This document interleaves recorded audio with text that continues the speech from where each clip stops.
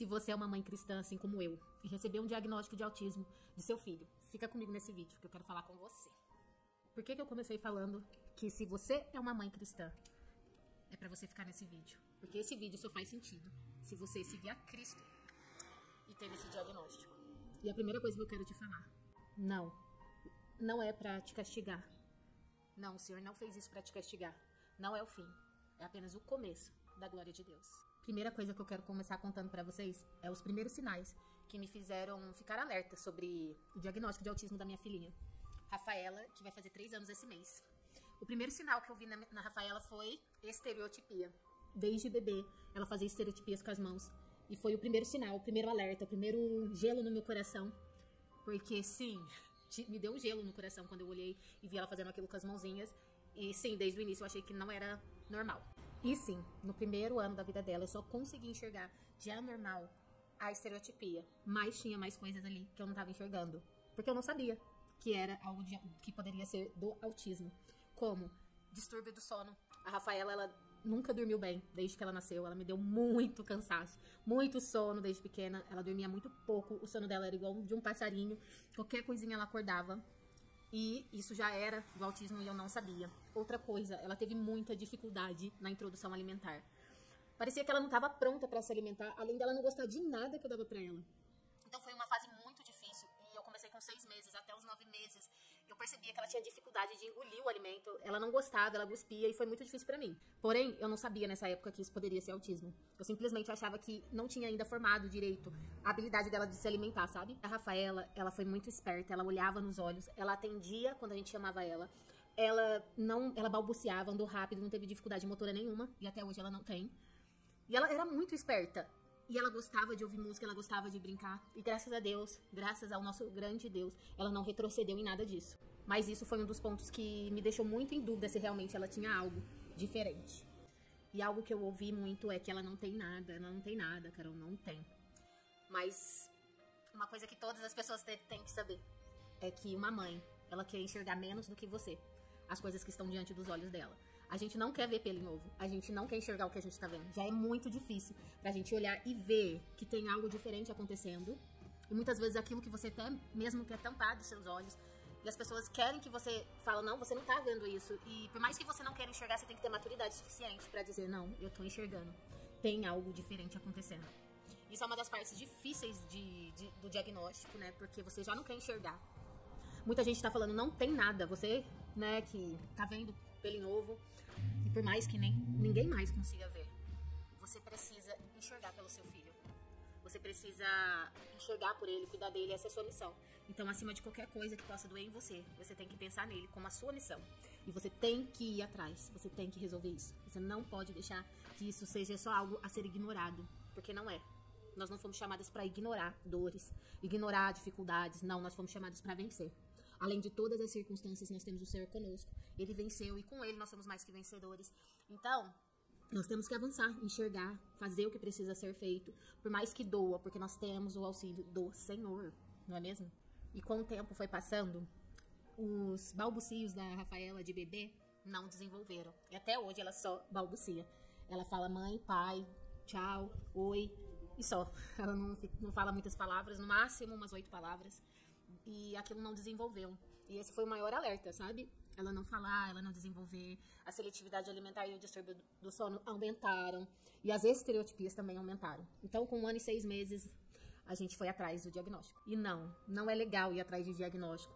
Não é gostoso fazer isso. Não é que a gente está inventando coisa para os nossos filhos. É porque nós fomos maduros o suficiente para entender que nós temos uma responsabilidade acerca dos nossos filhos. E sim, nós precisamos ver. Se tem algo errado, investigar. Ir atrás, entendeu? O diagnóstico veio depois de alguns meses, tá? E sim, ela tem autismo grau 2. E foi um dia difícil do diagnóstico, tá bom? A gente ficou triste, mas foi um dia difícil. E bem nesse dia, a Rafaela teve uma crise muito grande quando a gente foi no supermercado. E foi bem exaustivo, a gente ficou muito esgotado. Foi bem triste. E sim, tem crises ainda. A rigidez cognitiva pra mim até agora supera todas as outras coisas. É a pior luta eu acho, no autismo. É a rigidez cognitiva. Será que tem pior?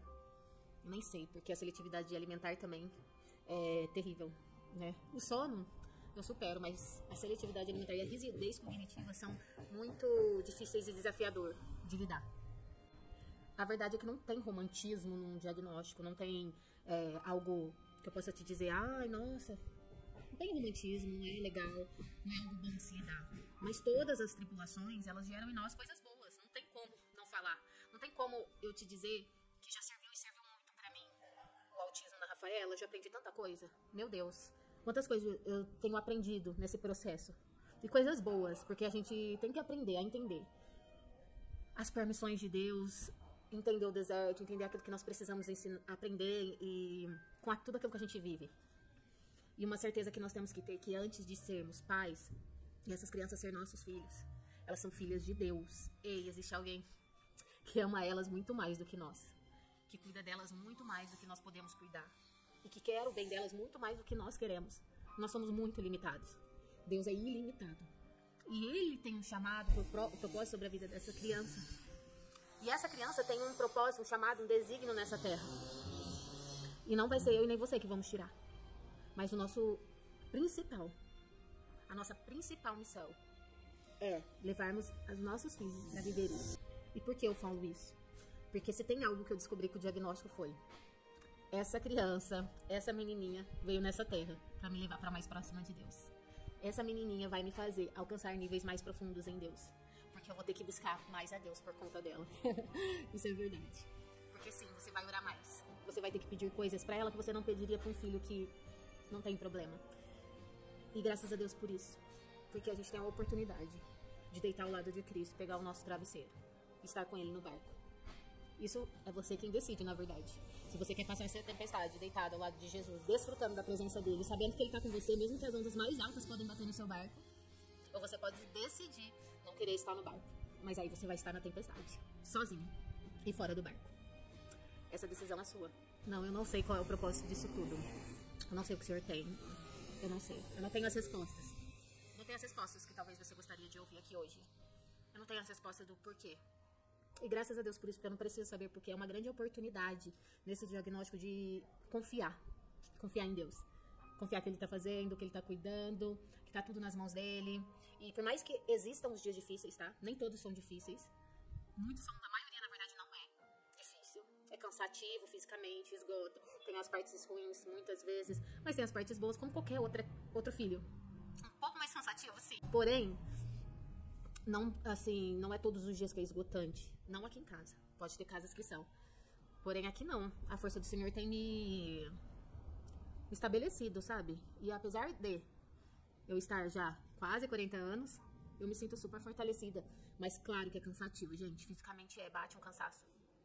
E é isso que eu queria falar pra você. Porque se tem algo que, nossa, me dá tanta tranquilidade, é a confiança. Confiar em Deus, sabe? Confiar nas suas promessas.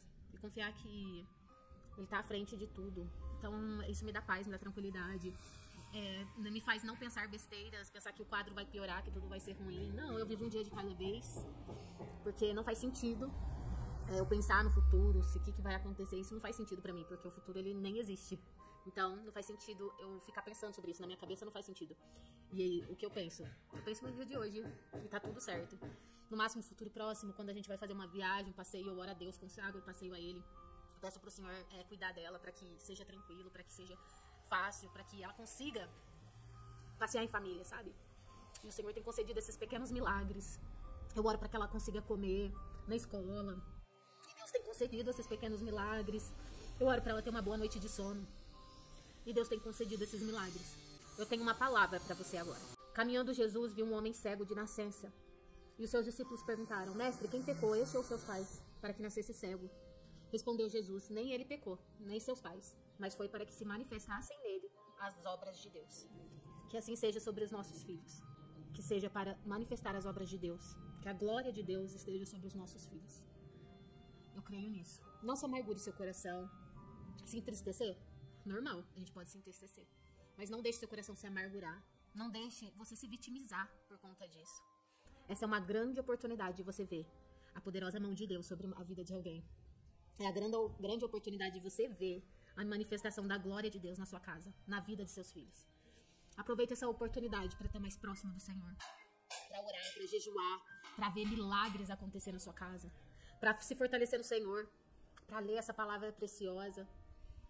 Aproveite essa oportunidade para desfrutar da presença de Jesus e se quebrantar diante dele, porque ele é o único que quer ouvir realmente as suas dores. E você vai aprender isso no processo. Se quebranta, chora, pede a força. Se você tiver humildade para se deleitar no Senhor, você vai ver o quanto ele é poderoso, o quanto ele é amoroso, o quanto ele cuida.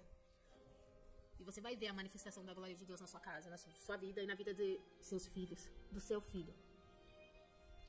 É para a manifestação da glória de Deus. Não se sinta prejudicada, não se sinta desprezada, não se sinta humilhada, mas se sinta enxertada na videira que é Cristo. Como assim, Carol? Entenda que você não é um galho sozinho. Entenda que você não é um galho jogado sozinho. Você está enxertado em uma árvore. E a raiz dessa árvore é que leva o nutriente para esse galho. É o Senhor que vai te fortalecer, levar o que você precisa dentro de você. Esteja enxertada nesse tempo, em Cristo. Amém? E é isso, com os desafios ou não, eu creio. Eu creio que a glória de Deus vai ser manifestada aqui e aí na sua casa. Você crê?